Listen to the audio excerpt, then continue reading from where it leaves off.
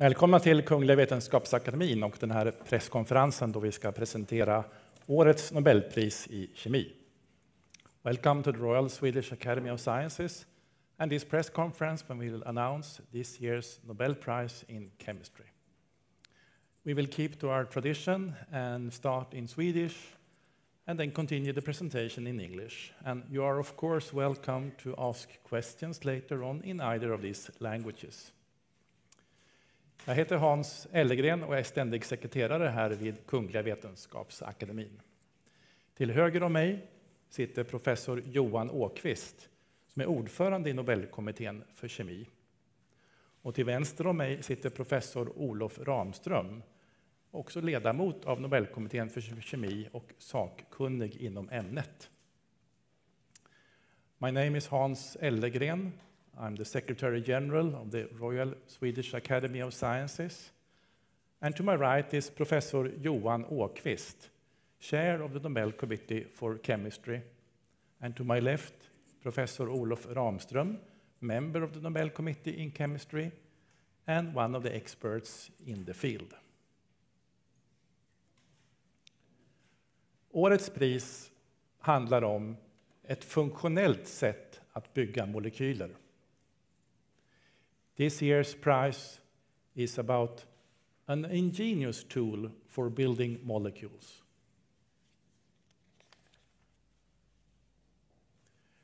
Kungliga Vetenskapsakademin har idag på morgonen beslutat att utdela 2022 års Nobelpris i kemi i lika delar till Carolyn Bertozzi, Stanford University, Kalifornien, USA. Morten Meldal, Köpenhamns universitet, Danmark. Och till Barry Sharpless, Scripps Research, La Jolla, Kalifornien, USA. Det tilldelas priset för utveckling av klickkemi och bioorthogonal kemi. The Royal Swedish Academy of Sciences has this morning decided to award the 2022 Nobel Prize in Chemistry in equal shares to Carolyn Bertozzi, Stanford University, California, USA, Morten Meldal, University of Copenhagen, Denmark, and to Barry Sharpless, Scripps Research, La Jolla, California, USA. They received the prize for the development of click chemistry and bioorthogonal chemistry. Professor Åqvist will now give us a short summary in English of the prize. Please, Johan. Thank you. Click chemistry is almost like it sounds. It's all about snapping molecules together. Imagine that you could attach small chemical buckles to different types of building blocks. Then you could link these buckles together and produce molecules of greater complexity and variation. This was the basic idea behind click chemistry that Barry Sharpless had about 20 years ago. The problem was to find good chemical buckles. They have to react with each other easily and specifically. Morten Meldal and Barry Sharpless independently found the first perfect candidates that will easily snap together, and importantly, they won't snap with anything else. This click chemistry can now be used for building drug molecules, polymers, new materials, and many other things. However, there are also other reasons for why one likes to snap molecules together.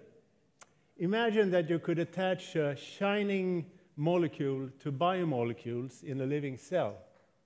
Then you could follow them in a microscope and see where they are and how they move. This is what Carolyn Bertozzi did, but she had to find click reactions that were not toxic to the cells. She called this bioorthogonal chemistry. Chemical reactions that don't interfere with the normal biochemistry of life. This now allows us to attach all kinds of molecules to biological ones, which can be very, very useful. Besides tracking biomolecules, it can also be used for diagnostics, for delivering drug molecules to their targets, and many other applications.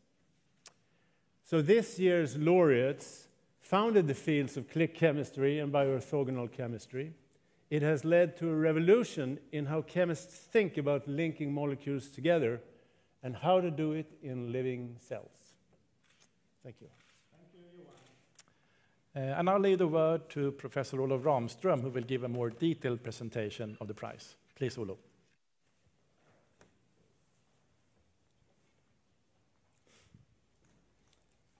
Thank you so much, Hans. Thank you, Johan. So this year's award is, as Johan just mentioned here, is about making connections between molecules in a very straightforward, selective, and robust way. This year's award is also about concepts and how concepts combined with very important discoveries really push the boundaries and make enormous impact of science and our society. So let's start with the first concept. Around the turn of the millennium, Barry Sharpless presented a new concept which he called click chemistry. And by this, he meant chemistry that was based on very special reactions that work very efficiently, were very reliable, and gave very robust products, very robust yields of products. By this type of chemistry, like Johan here said, you would be able to essentially click together two molecular building blocks in a very efficient way, in a very predictive way, and you will get a good amount of product in a very reasonable short time. Now, such reactions were not very common or very difficult to find. But one such reaction was just about to be discovered.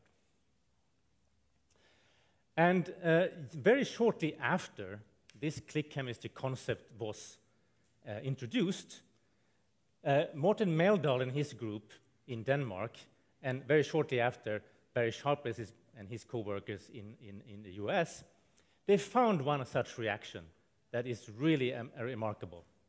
This reaction is based on an A-side functionality, as you can see to the upper left here. This is a structure which has 3 nitrogen atoms in a row.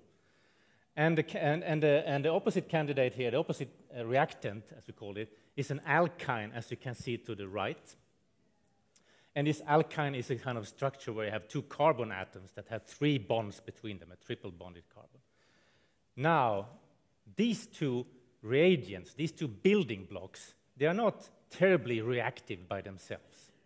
And if you mix them together, they will react very sluggishly with one another. And also, they will give mixtures, very often give mixtures of products. So not very good. However, what Meldal's group and Sharpless and co-worker found out was that if you add a little bit of copper 1 ions to this reaction mixture, the reaction was dramatically accelerated. And also, it only gave 1 single product. And the product is this ring-shaped, 5-member ring-shaped product called a triazole. And again, this product is also quite unreactive product, quite stable product. And it also has other interesting features that could be of interest. So in a sense, as you can see here, this particular reaction fulfilled the criteria of click chemistry. And now you had a tool where you can easily click together molecules in a very effective way. Immediately upon discovery of this reaction, and this reaction is called, as you can see down here, the copper-catalyzed A-side alkyne cycler addition reaction. Immediately upon its discovery, it gained enormous interest across chemistry and related fields, and immediately spread across all fields. And now, with this reaction, it was now, and essentially, although other reactions have been, so to say, identified and discovered after this one, this particular reaction has almost become synonymous with the click chemistry concept, and is also often called the click reaction. And you can say that it's still the crown jewel of click reactions. And with this reaction, it's now possible to build together relatively complex structures, as the one you can see here, where you can click together multiple components, multiple building blocks, click them together in sequence or in parallel, giving rise to, in this case, a star-shaped complex molecule, dendrimer type-like molecule. Now, one of the areas where people wanted to apply this reaction was in biology or biology-biochemistry related areas. But for this reason, in these cases, when you work with living cells, copper is not ideal, and living cells don't really like too much copper. So for this reason, alternative reactions were sought after. And that brings us to the second concept. Around the same time as the click chemistry concept and these copper-catalyzed click reactions were introduced, Carolyn Bertozzi formulated a concept which she called bioorthogonal chemistry. And by this, she meant chemistry that is based on special reactions that can be performed in living systems, in living cells, in living organisms, without affecting or being affected by the myriad of substances and reactions that occur in such very complex systems. As you can imagine, this is definitely not an easy task.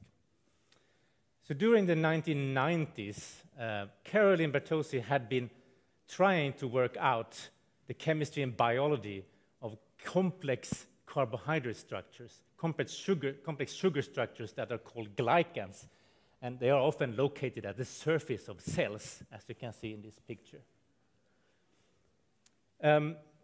Bertozzi and her group had been identifying chemical reactions that could work in living systems, in living cells.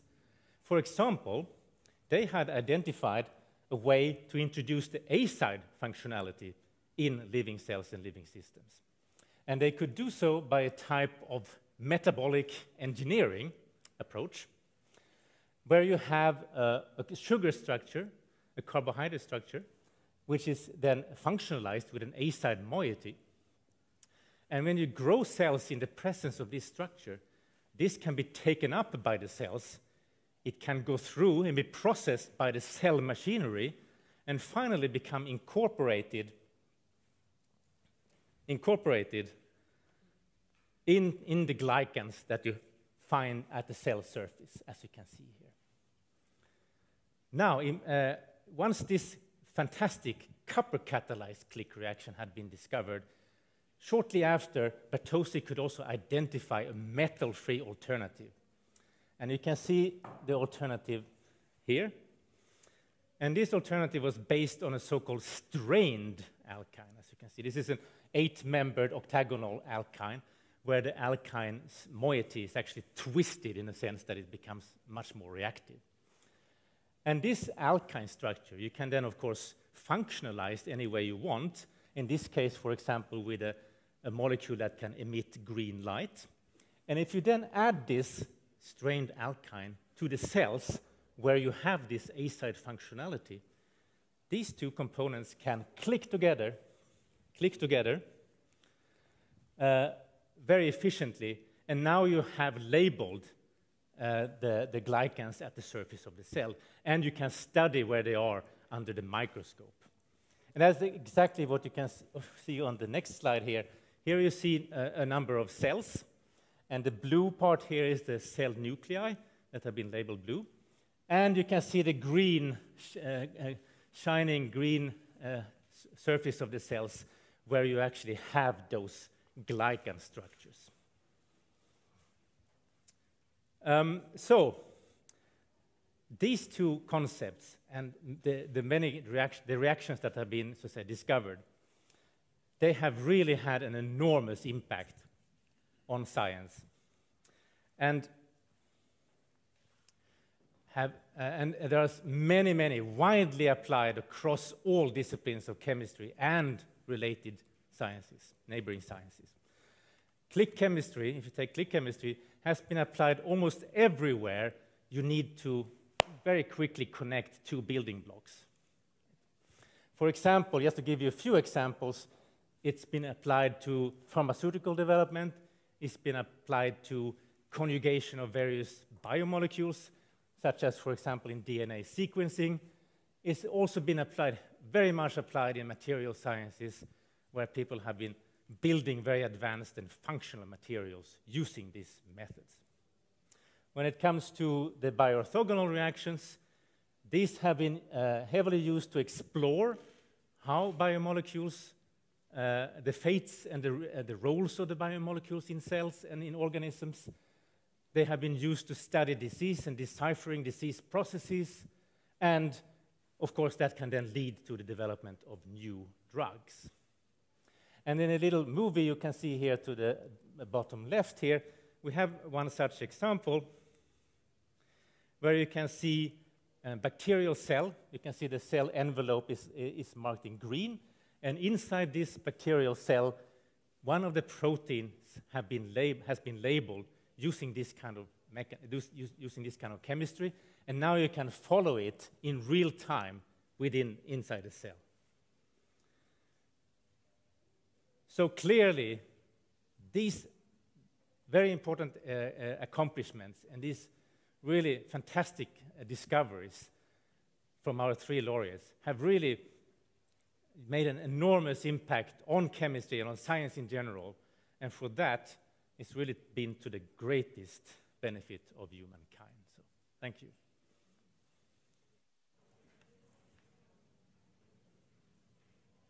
Thank you, Olof.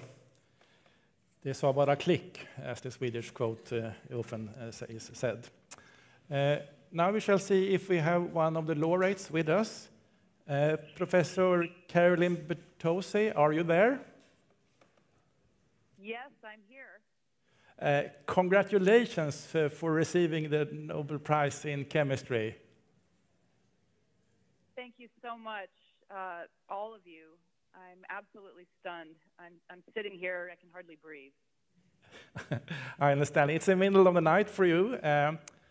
Was it a shock to obtain this call in the middle of the night?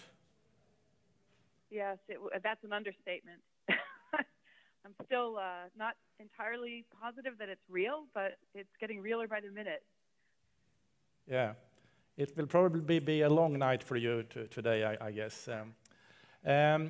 We shall see if we have some questions here. I'm sitting in the session hall of the Royal Swedish Academy of Sciences, and we have many interested journalists here, both from the international press as well as from Swedish press. Are you ready to take some questions?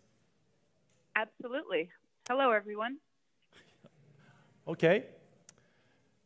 SVT? Good morning. Congratulations. This is Swedish television, public service, Thomas von Heine. We heard something about applications from your work. Could you say something? Could you add something to that? What, in your mind, the most interesting applications? Absolutely.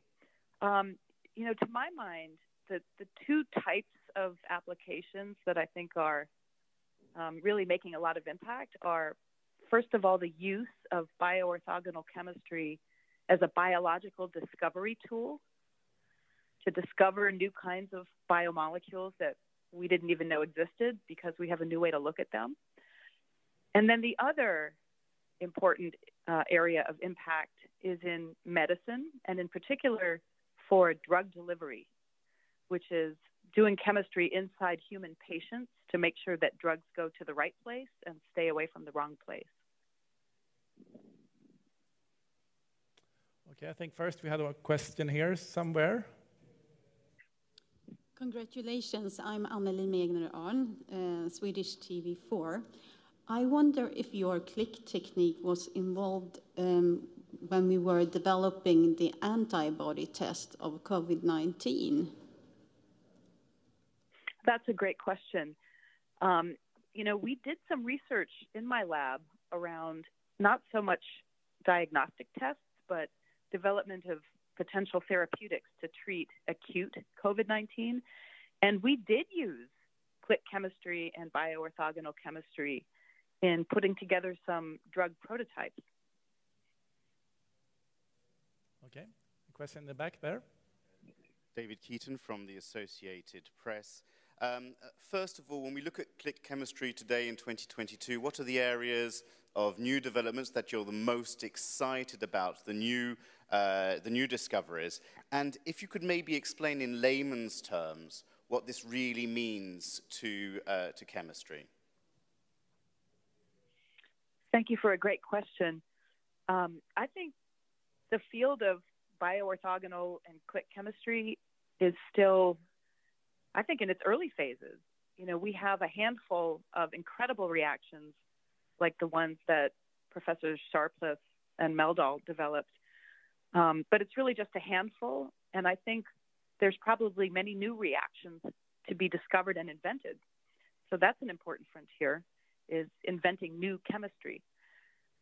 And then in terms of applications, again, I think applications in the biotech industry, the pharmaceutical industry, and the development of new ways of treating diseases and diagnosing diseases, I think that these are areas that will be very strongly impacted by click chemistry, as they already have been.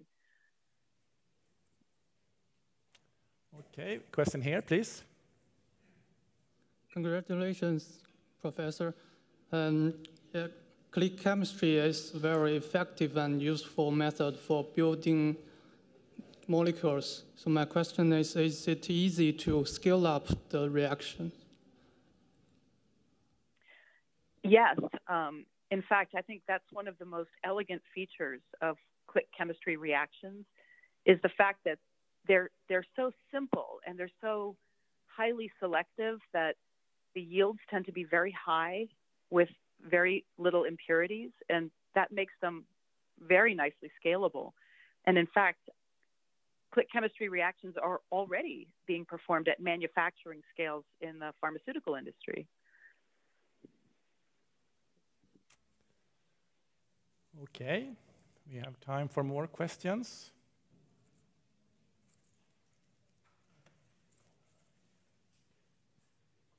Oh. Thank you. Pardon me, Philip O'Connor, the Reuters News Agency. Congratulations, Professor.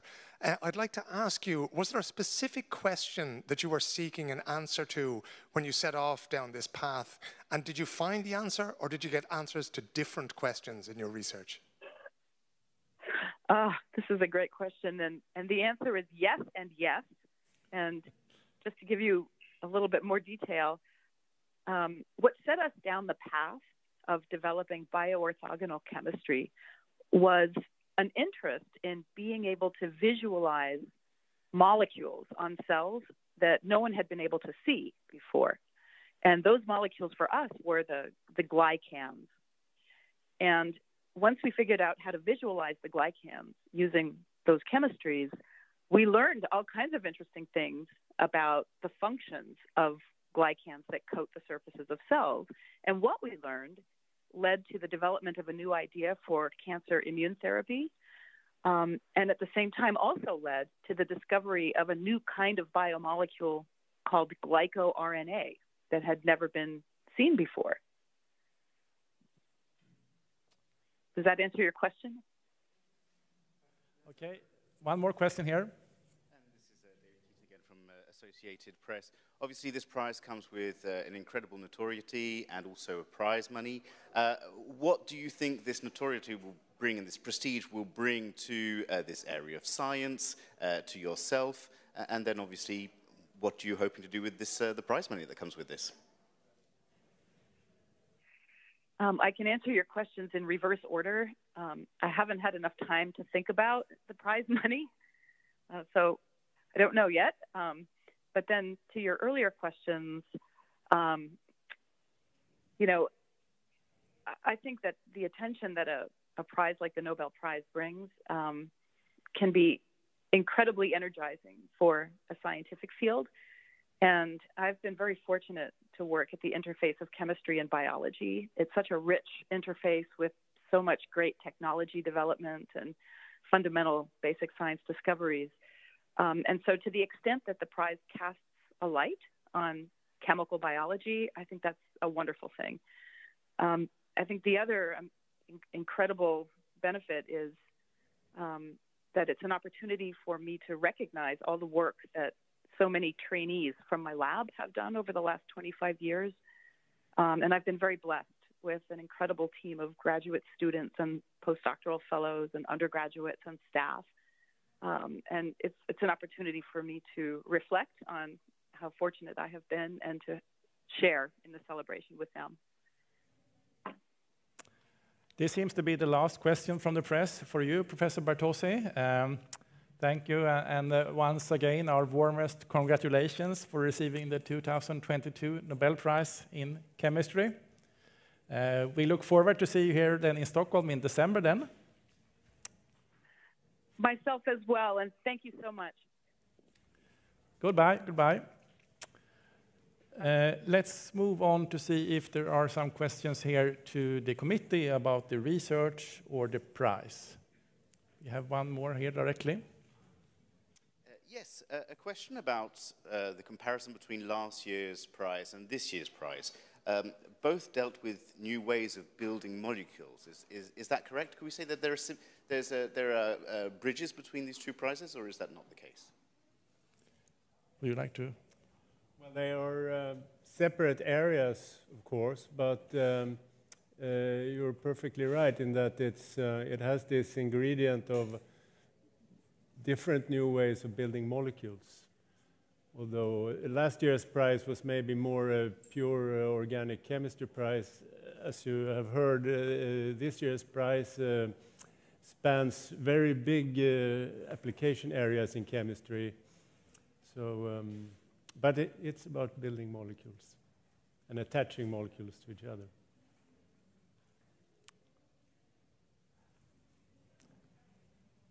More? Yeah, please. This is Dongkun from Nordic Chinese Times. And again, one question is click chemistry a good method for conducting framework materials like MOF, metal organic frameworks? Olof? Well, that's an interesting question.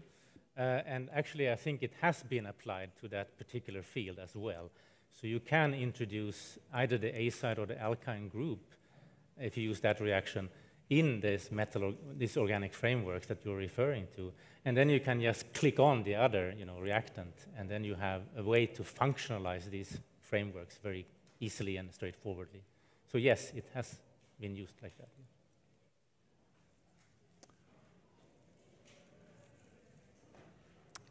Are there any more questions? If not, we say thank you for your interest. We hope to see you back here in the Academy on Monday when we will present this year's Sveriges Riksbank's prize in economic science in memory of Alfred Nobel. Thank you.